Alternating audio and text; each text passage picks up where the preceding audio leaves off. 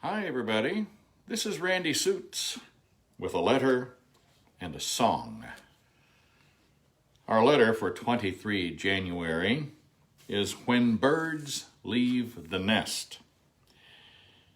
My dearest and most precious Eve, my frequent early walks bring us to focus the many young nestlings, and especially those who have just left the nest. With wings not fully developed, many hop along the ground and must be fed a day or two by the parents. Close observation shows that instead of bringing a worm to the youngster, the parents scratch the ground and peck with their beaks to uncover elusive food. Once out of the nest, even the birds expect the young to provide for themselves. It seems that the birds discovered the necessity of tough love. They don't enable their young to depend upon their parents. The young bird must learn to feed itself, or it will surely die. The longer it hops on the ground, the greater the danger of becoming prey for a cat. Wings were given for flight.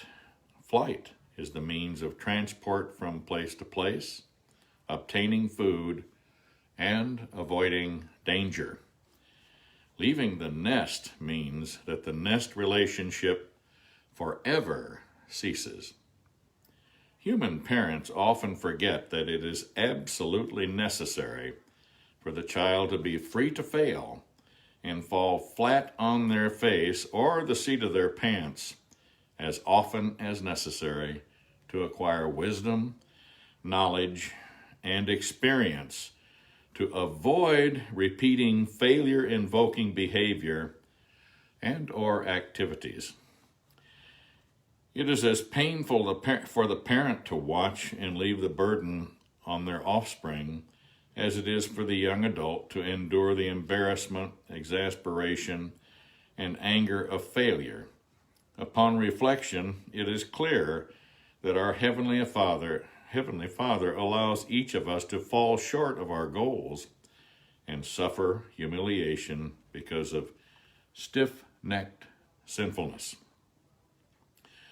God knows that if we don't learn to flee from temptation, we will surely be pounced upon by sin. Sometimes the temptation is for the parent to attempt to relieve the financial burden of the children, only to find that the child has successfully transferred their financial excesses to their parent. How does this help the child? They have learned a false, even ungodly lesson. Child can fail and parent will pick them up. Where is this precept in the Bible? Scripture says instead that the children shall care for their parents in old age. If the parent allows a loving God to discipline, teach, and mold their child, the child will be strong enough to care for the parent in their final days. God expects parents to get out of His way as He deals with their children. The nest experience is the opening window of time for all creatures. That window closes never to open again when we leave the nest. A new window of life opens for both parent and child. Parent goes on as an observer, watching both God and the child travel on together. Often the child is unaware that God is with them. However, the God who hears and answers prayer is a good taskmaster who is fully capable to control our children. Most of what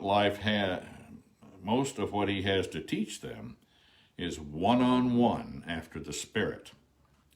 Parents who come between God and child only interfere and slow the process. When the child asks for financial assistance because of negligence or poor decisions, leave that issue with God in prayer and refuse to remove the child from the classroom of hard knocks where God will teach, instruct, and change the character of the offending child. This is what a good parent does when birds leave the nest. Praying intently for you and us, God be with you and us, your Kohane. And we as parents, we have some things to learn, don't we? And sometimes we think that we can solve a problem that only God can solve.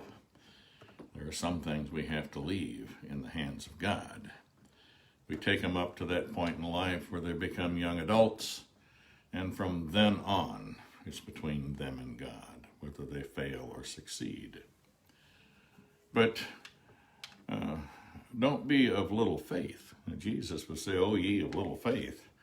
Don't you believe that God has the capability to deliver your children?"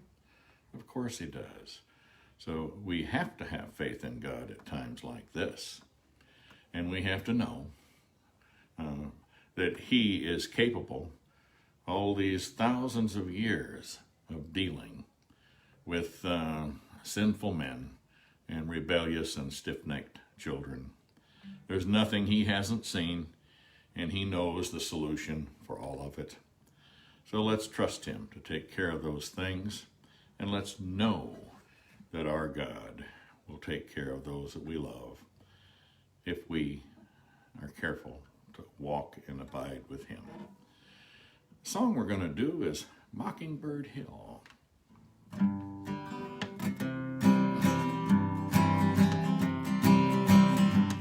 When the sun in the morning peeps over the hill and kisses the roses round my windowsill, then my heart fills with gladness when I hear the trill of the birds in the treetops on Mockingbird Hill. Tra-la-la, twiddle-dee-dee-dee, it gives me a thrill to wake up in the morning to the mockingbird's trill. Tra-la-la, twiddle-dee-dee-dee, there's peace and goodwill. You're welcome as the flowers on Mockingbird Hill. Got a three-cornered plow and an acre to till, and a mule that I bought for a $10 bill. There's a tumble-down shack and a rusty old mill, but it's my home, sweet home, up on Mockingbird Hill. Tra-la-la, twiddle-dee-dee-dee, it gives me a thrill to wake up in the morning to the mockingbird's trill. Tra-la-la, twiddle-dee-dee-dee, there's peace and goodwill. You're welcome as the flowers on Mockingbird Hill. When it's late in the evening, I climb up the hill and survey all my kingdom while everything's still.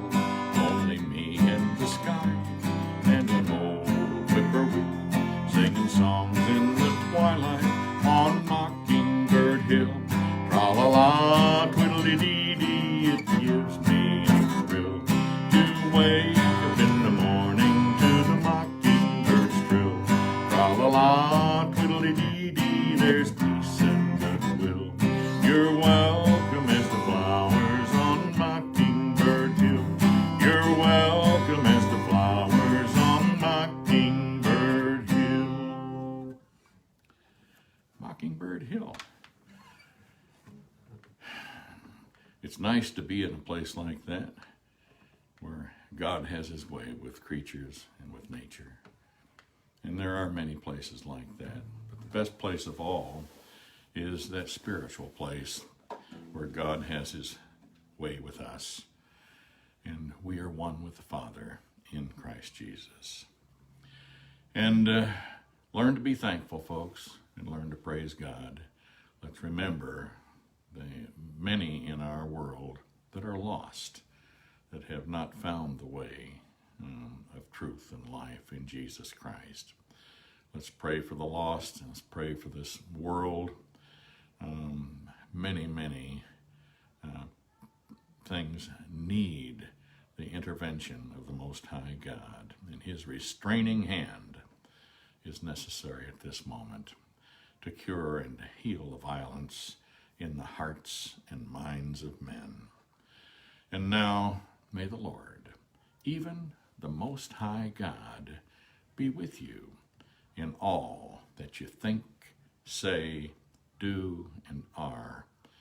Thank you for being, and God willing, we'll see you again soon.